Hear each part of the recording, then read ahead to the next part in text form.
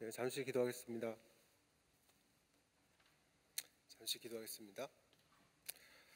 사랑하며 풍성하신 하나님 아버지 감사합니다.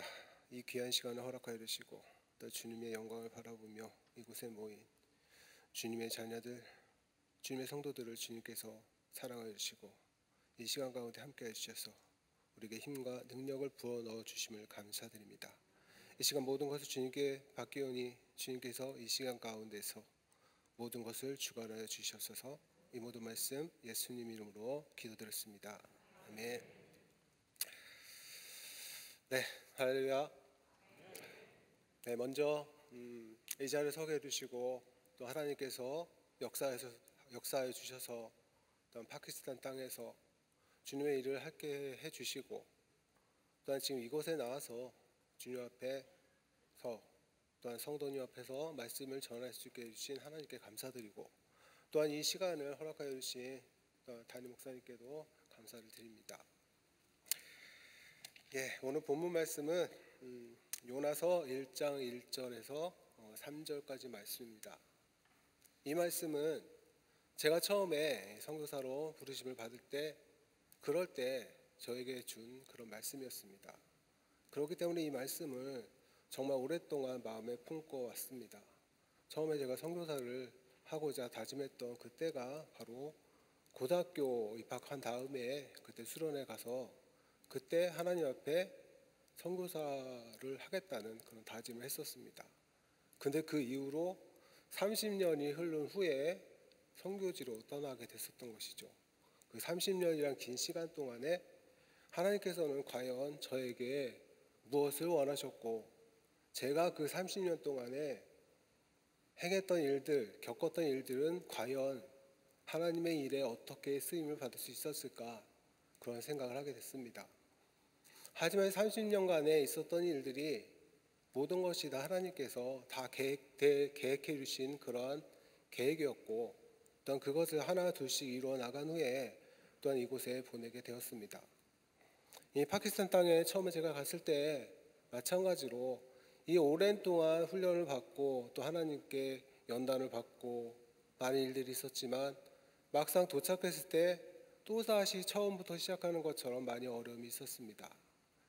그렇지만 이때마다 하나님께서 늘 제게 힘을 주시고 능력을 불어넣어 주셔서 안심하고 그곳에서 주님의 일을 최선을 다해서 할 수 있는 그러한 계기가 됐었던 것입니다. 오늘 본문 말씀 제목은 일단 내려놓을 때 연단이 그칩니다 라는 제목으로 말씀을 전할 텐데요. 먼저 이 상한 감정이라는 것이 있습니다. 인간에게는 누구나 상한 감정이라는 것이 조금씩 남아있는데 이 상한 감정을 내려놓을 때 하나님의 사랑을 체험할 수 있는 것을 기억하시기 바랍니다. 요나에게 하나님께서 니느웨를 가서 말씀을 전하라고 했습니다. 요나의 반응은 어땠을까요? 니느웨요? 지금 니느웨라고 하셨습니까? 하나님 분명히 니느웨라고 하셨어요? 몇 번을 물어봤을 겁니다. 왜 그랬을까요? 이 요나의 마음에는 이 마음 안에는 이 니느웨에 대한 상한 감정이 있었다는 것이에요. 이사야서 10장 22절에 보면 니느웨는 교만한 땅이라고 나옵니다. 또한 나훔서 3장 1절에 보면 니느웨는 거짓말이 가득한 땅이며 또한 강도, 폭력으로 가득한 땅입니다. 그리고 스바냐서 2장 13절에서 15절에 보면 니느웨는 가장 이기적인 땅입니다. 이렇게 나와 있어요. 그런데 이들을 위해서 하나님 말씀을 전하라고요? 이들을 위해서 일하라고요? 이들을 섬기라고요? 전 못합니다. 이것이 오늘 이 요나의 마음이었다는 것입니다. 근데 이 말씀을 보고 정말 교만한 땅, 거짓말이 가득한 땅, 또한 강도와 폭력이 가득한 땅, 이기적인 땅, 바로 어느 나라와 비슷합니다. 바로 파키스탄과 조금 비슷한 부분이 있다는 것이죠. 그렇기 때문에 이 말씀이 저에게는 더 크게 다가왔던 것이고 정말로 이 말씀을 붙잡고 나갔을 때 정말 하나님께서 함께 하심을 기억하고 나갈 수 있었던 것입니다. 여러분 나의 상한 감정을 하나님 앞에 내려놓지 않으면 하나님이 정말 나를 사랑하시는지 그것을 믿을 수 없게 된다는 것이에요. 하나님의 사랑은 정말 변함이 없으신 그러한 사랑입니다. 하나님의 사랑은 한 번도 흩어진 적이 없어요. 끝까지 사랑하십니다. 요나가 자기의 상한 감정을 내려놓고 하나님 앞에 여러 가지 연단의 훈련을 받고선 니느웨로 갔을 때 그때 요나는 어땠습니까? 요나서 4장 11절 말씀에 뭐라고 나와 있습니까? 제가 한번 읽어보도록 하겠습니다. 요나서 4장 11절 말씀입니다. 하물며 이 큰 성읍 니느웨에는 좌우를 분별하지 못하는 자가 12만 명이요 또한 가축도 많이 있나니 내가 어찌 아끼지 아니하겠느냐 하시니라 하고 나와 있습니다.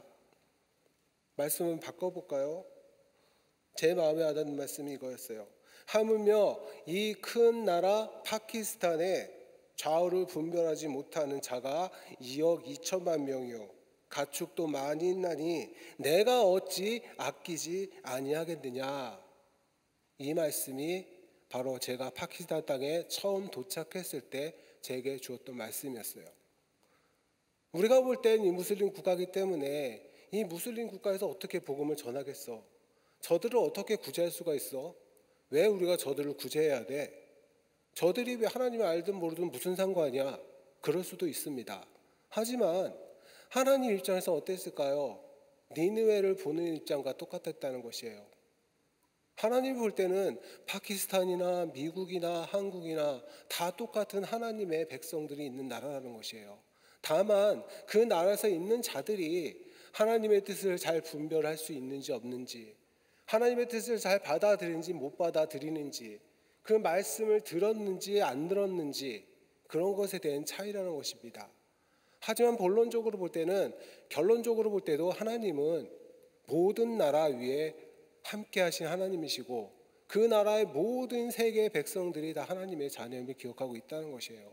그렇기 때문에 어떻게 우리가 그 땅이라고 하여서 무슬림 국가라고 하여서 그곳에 복음을 전하지 않을 수 있겠습니까? 하나님의 명령입니다. 하나님의 뜻입니다. 그래서 그곳에 나서게 되고 그곳에서 많은 일들을 겪게 될 수가 있다는 것이에요. 하나님의 긍휼과 은혜는 계속 부어지고 있는데 그 긍휼과 은혜를 받아들이지 못하도록 만드는 이 상한 감정들, 그런 것을 주님 앞에 다 내려놓았을 때, 그럴 때 우리는 정말 하나님의 뜻을 깨달을 수 있어요. 저와 여러분들은 정말 하나님 앞에 모든 이 근심과 이 상한 마음을 다 내려놓는 그런 저와 여러분들이 되기를 소망합니다.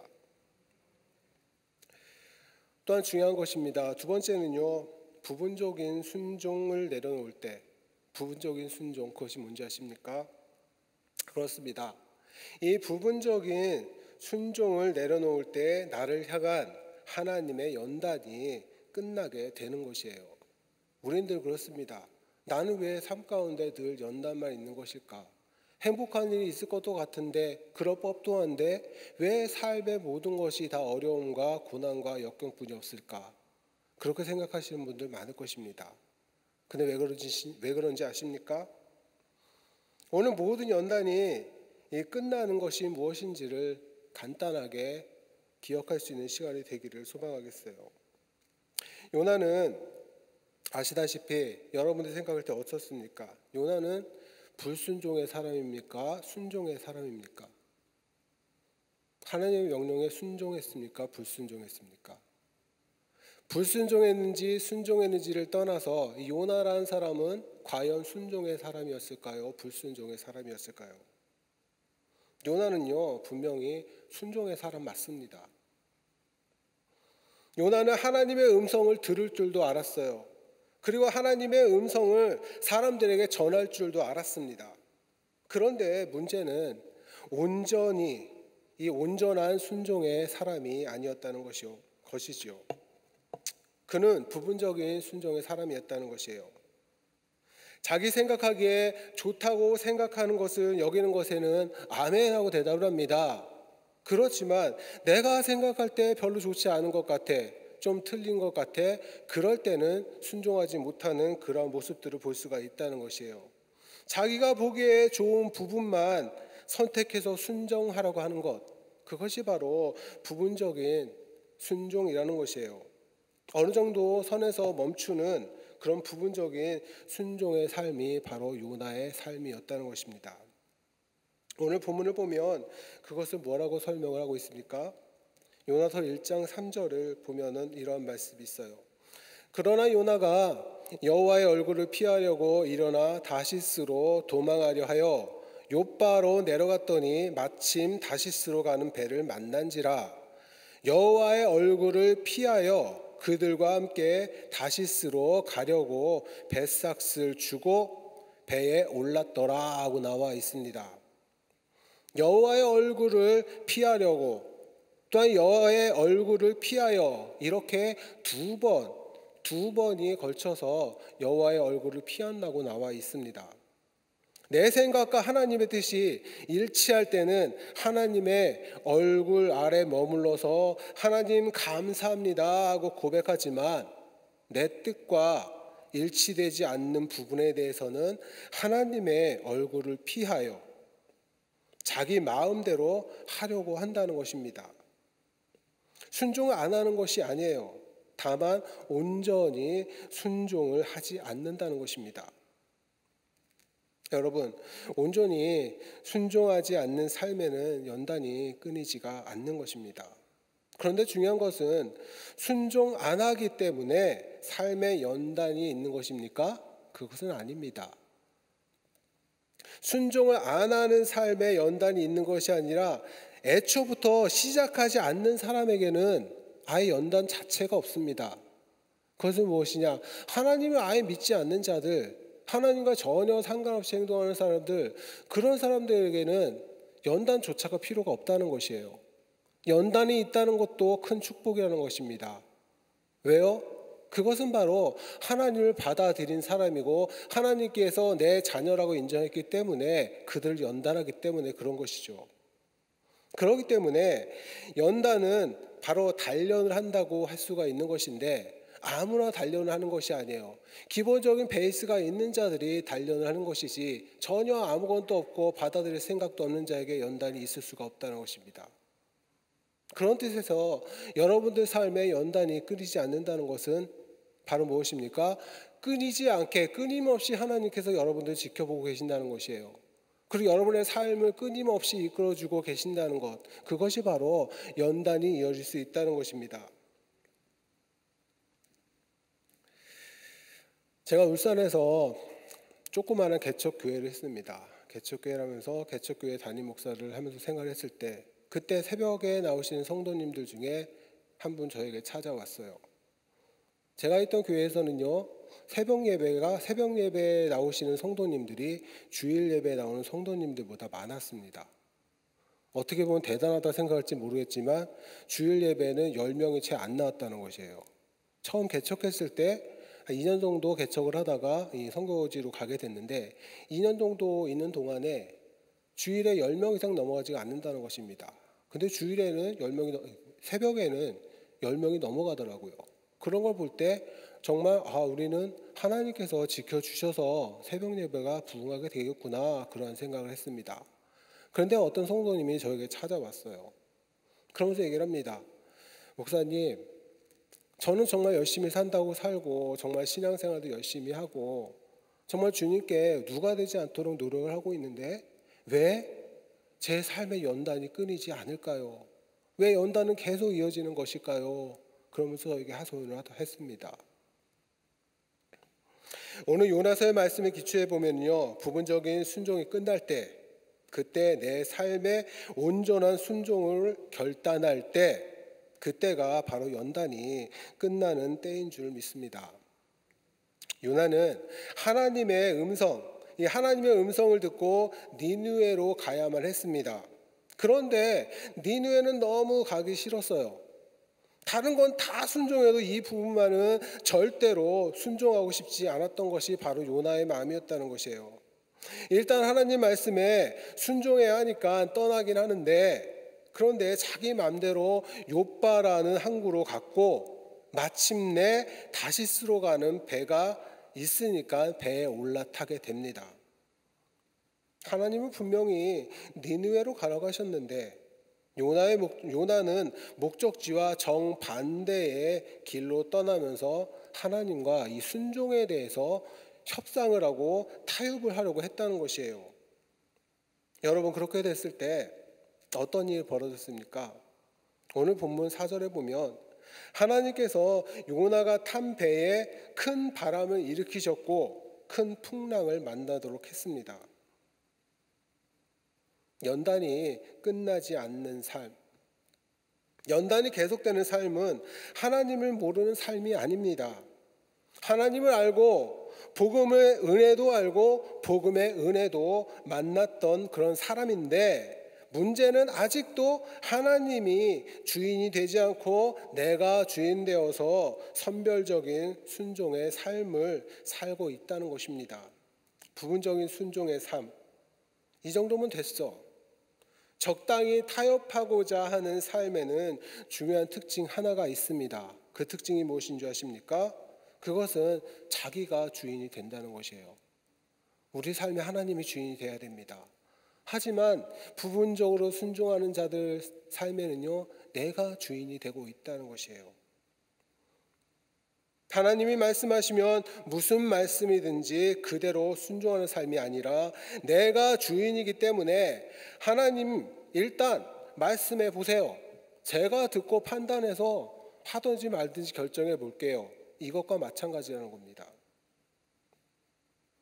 이런 삶이 바로 부분적인 순종의 삶이라는 것이에요. 하나님 앞에서 이런 부분적인 순종의 삶을 끝맺지 않는 한 저와 여러분의 삶에 하나님의 연단은 계속해서 이어지게 되어 있습니다.